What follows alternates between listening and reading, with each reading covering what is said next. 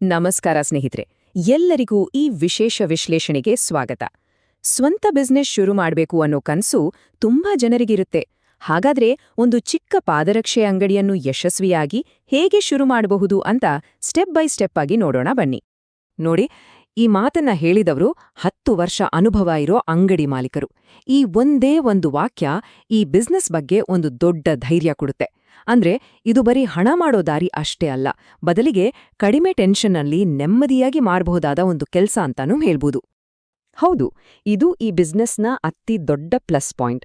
ಬೇರೆ ಯಾವುದೇ ದಿನಸಿ ಅಂಗಡಿ, ಹೋಟೆಲ್ ತರ ತಂದಿರೋ ಸ್ಟಾಕ್ ಹಾಳಾಗುತ್ತೆ, ಎಕ್ಸ್ಪೈರ್ ಆಗುತ್ತೆ ಅನ್ನೋ ಚಿಂತೆ ಇಲ್ಲಿ ಇರೋದಿಲ್ಲ. ಸರಿ, ಹಾಗಾದ್ರೆ ಮೊದಲನೇದಾಗಿ ಯಾಕೆ ಈ ಪಾದರಕ್ಷೆ ಅಂಗಡಿ ಬಿಸ್ನೆಸ್ನ ಮೂಲ ಆಕರ್ಷಣೆ ಏನು ಮತ್ತು ಯಾಕೆ ಇದನ್ನ ನೆಮ್ಮದಿಯ ವ್ಯಾಪಾರ ಅಂತ ಕರೀತಾರೆ ಅಂತ ನೋಡೋಣ. ಮೊದಲನೇ ಪಾಯಿಂಟ್, ಹಾಳಾಗದ ದಾಸ್ತಾನು. ಅಂದ್ರೆ ಏನು? ಸಿಂಪಲ್, ಸ್ಟಾಕ್ ವೇಸ್ಟ್ ಆಗಲ್ಲ. ಇದರಿಂದ ಹಣಕಾಸಿನ ರಿಸ್ಕ್ ತುಂಬಾ ಕಡಿಮೆ. ತರಕಾರಿಗಳಾಗೆ ಇದು ಕೊಳೆತು ಹೋಗಲ್ಲ, ವರ್ಷಗಟ್ಲೆ ಇಟ್ರೂ ಏನೂ ಆಗಲ್ಲ.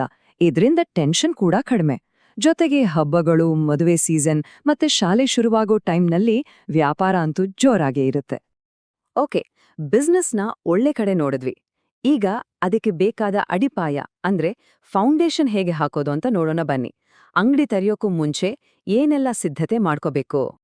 ಯಾವುದೇ ಬಿಸ್ನೆಸ್ ಆದ್ರೂ ಲೊಕೇಶನ್ ಅಂತಾರಲ್ಲ, ಅದು ತುಂಬಾ ಇಂಪಾರ್ಟೆಂಟ್.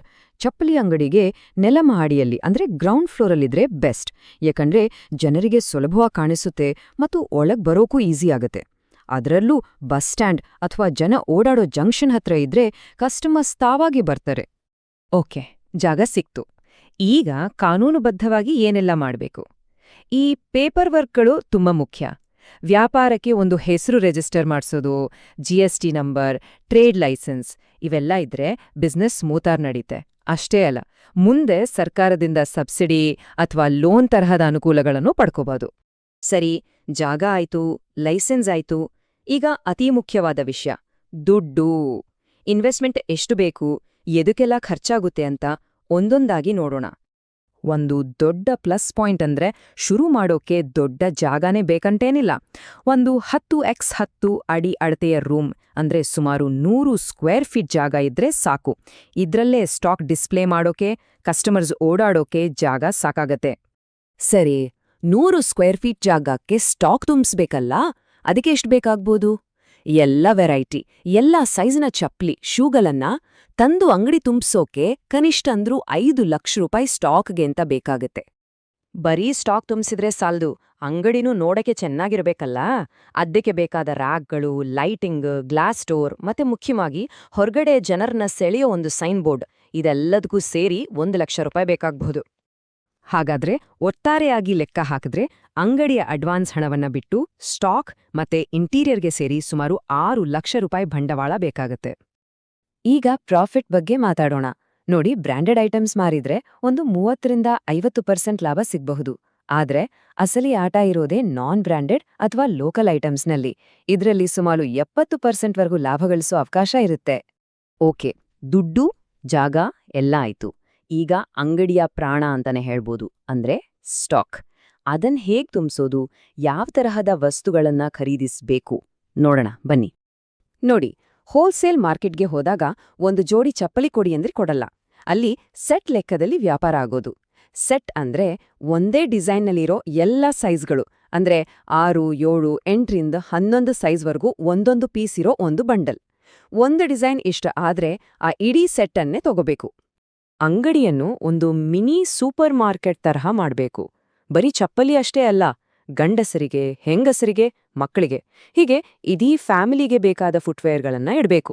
ಜೊತೆಗೆ ಬೆಲ್ಟ್, ಸಾಕ್ಸ್, ಶೂ ಪಾಲಿಶ್, ಶಾಲಾ ಬ್ಯಾಗ್ಗಳು, ಈ ತರಹದ ಚಿಕ್ಕಪುಟ್ಟ ವಸ್ತುಗಳನ್ನ ಇಟ್ರೆ ಹೆಚ್ಚುವರಿ ಸೇಲ್ಸ್ ಆಗುತ್ತೆ. ಸ್ಟಾಕ್ ತರೋಕೆ ಒಂದು ಸಿಂಪಲ್ ಸ್ಟ್ರಾಟಜಿ ಇದೆ. ಸ್ಟಾರ್ಟಿಂಗ್ನಲ್ಲಿ ನೀವೇ ಖುದ್ದಾಗಿ ಹೋಲ್ಸೇಲ್ ಮಾರ್ಕೆಟ್ಗಳಿಗೆ ಹೋಗಿ ಕ್ವಾಲಿಟಿ ನೋಡಿ, ಡಿಸೈನ್ ನೋಡಿ ತರೋದು ಒಳ್ಳೇದು. ಒಮ್ಮೆ ಹೋಲ್ಸೇಲರ್ಗಳ ಜೊತೆ ಒಳ್ಳೆ ಸಂಬಂಧ ಬೆಳೆದ ಮೇಲೆ ಆಮೇಲೆ ಫೋನ್ನಲ್ಲೇ ಆರ್ಡರ್ ಮಾಡಬಹುದು. ಸರಿ, ಅಂಗಡಿ ರೆಡಿ ಆಯ್ತು, ಸ್ಟಾಕ್ ಬಂತು. ಆದ್ರೆ ಬಿಸ್ನೆಸ್ ನಡಿಬೇಕಾದ್ರೆ ಅತೀ ಮುಖ್ಯವಾಗಿ ಬೇಕಾಗಿರೋದೇನು? ಅದು ಮಾರಾಟದ ಕಲೆ. ಅಂದ್ರೆ ಕಸ್ಟಮರ್ಸ್ ಜೊತೆ ಹೇಗ್ ಮಾತಾಡ್ಬೇಕು ಅನ್ನೋದು. ಈ ಒಂದು ಮಾತು ಕೇಳಿ, ತಾಳ್ಮೆ ಎಷ್ಟು ಮುಖ್ಯ ಅಂತ ಇದ್ರಲ್ಲೇ ಗೊತ್ತಾಗತ್ತ. ವ್ಯಾಪಾರದಲ್ಲೇ ತಾಳ್ಮೆ ಇದ್ರೆ ಅರ್ಧ ಗೆದ್ದಾಗೆ. ಕಲ್ಪನೆ ಮಾಡ್ಕೊಳ್ಳಿ, ಒಬ್ಬ ಕಸ್ಟಮರ್ ಬಂದು 10 ಜೊತೆ ಚಪ್ಲಿ ನೋಡಿ ಏನೂ ತಗೊಳ್ಳದೆ ಹೋದಾಗ ತಾಳ್ಮೆಯಿಂದ ವರ್ತಿಸಿದ್ರೆ ಏನಾಗತ್ತೆ? ಅವರು ಖಂಡಿತ ನಾಳೆ ವಾಪಸ್ ಬರ್ತಾರೆ. ಅಷ್ಟೇ ಅಲ್ಲ, ಬೇರೆಯವರಿಗೂ ಈ ಅಂಡಿಬಡ್ಡಿ ಒಳ್ಳೆ ಮಾತು ಹೇಳ್ತಾರೆ. ಅದೇ ಕೋಪ ಮಾಡ್ಕೊಂಡ್ರೆ ಆ ಒಬ್ಬ ಕಸ್ಟಮರ್ ಮಾತ್ರ ಅಲ್ಲ, ಅವ್ರ ಮೂಲಕ ಬರಬಹುದಾದ 10 ಕಸ್ಟಮರ್ಗಳನ್ನೂ ಕಳ್ಕೊಳ್ತೀವಿ. ತಾಳ್ಮೆ ಅನ್ನೋದು ಒಂದು ಸಣ್ಣ ಹೂಡಿಕೆ, ಆದ್ರೆ ಅದರ ರಿಟರ್ನ್ಸ್ ದೊಡ್ಡದು. ಹೆಚ್ಚಾಗಿ ಅಂಗಡಿಗೆ ಬರೋರು ಯಾರು ಗೊತ್ತಾ? ಮಹಿಳೆಯರು. ಅವರು ತಮಗಾಗಿ, ಮಕ್ಕಳಿಗಾಗಿ, ಇಡೀ ಕುಟುಂಬಕ್ಕಾಗಿ ಶಾಪಿಂಗ್ ಮಾಡ್ತಾರೆ. ಹಾಗಾಗಿ ಅವರ ಜೊತೆ ಸಮಾಧಾನವಾಗಿ ವ್ಯವಹರಿಸೋದು ತುಂಬಾ ಮುಖ್ಯ. ಒಬ್ಬ ಮಹಿಳಾ ಗ್ರಾಹಕರಿಗೆ ಸಂತೋಷ ಆದ್ರೆ ಅವರ ಮೂಲಕ ಇಡೀ ಕುಟುಂಬ, ಸ್ನೇಹಿತರು ಎಲ್ಲರೂ ಗ್ರಾಹಕರಾಗುವ ಸಾಧ್ಯತೆ ಇರುತ್ತೆ. ಎಲ್ಲಾ ಬಿಸ್ನೆಸ್ಗೂ ಒಂದು ಸೀಸನ್ ಅಂತ ಇರುತ್ತೆ. ಈ ವ್ಯಾಪಾರದಲ್ಲಿ ಆ ಸೀಸನ್ಗಳು ಯಾವುವು ಅಂದ್ರೆ ದೀಪಾವಳಿ, ಸಂಕ್ರಾಂತಿ ಅಂತಹ ಹಬ್ಬಗಳ ಸಮಯ, ಹಾಗೆ ಶಾಲೆಗಳು ಓಪನ್ ಆಗೋ ಜೂನ್-ಜುಲೈ ತಿಂಗಳು. ಈ ಟೈಮಲ್ಲಿ ಸೇಲ್ಸ್ ಪೀಕ್ನಲ್ಲಿರುತ್ತೆ. ಅದಕ್ಕೆ ತಕ್ಕ ಹಾಗೆ ಸ್ಟಾಕ್ ರೆಡಿ ಮಾಡ್ಕೋಬೇಕು. ಹಾಗಾದ್ರೆ ಒಂದು ಪಾದರಕ್ಷೆ ಅಂಗಡಿ ಶುರು ಮಾಡೋಕೆ ಬೇಕಾದ ಪಕ್ಕಾ ಬ್ಲೂ ಪ್ರಿಂಟ್ ಈಗ ನಮ್ಮ ಮುಂದಿದೆ. ಸ್ಥಳ ಹುಡುಕೋದು, ಬಂಡವಾಳ ಹಾಕೋದು, ಗ್ರಾಹಕರನ್ನ ಗೆಲ್ಲೋದು, ಎಲ್ಲದರ ಬಗ್ಗೆನೂ ಒಂದು ಸ್ಪಷ್ಟ ಚಿತ್ರಣ ಸಿಕ್ಕಿದೆ. ಈಗ ಉಳಿದಿರೋದು ಒಂದೇ ಪ್ರಶ್ನೆ: ಮೊದಲ ಹೆಜ್ಜೆ ಏನು?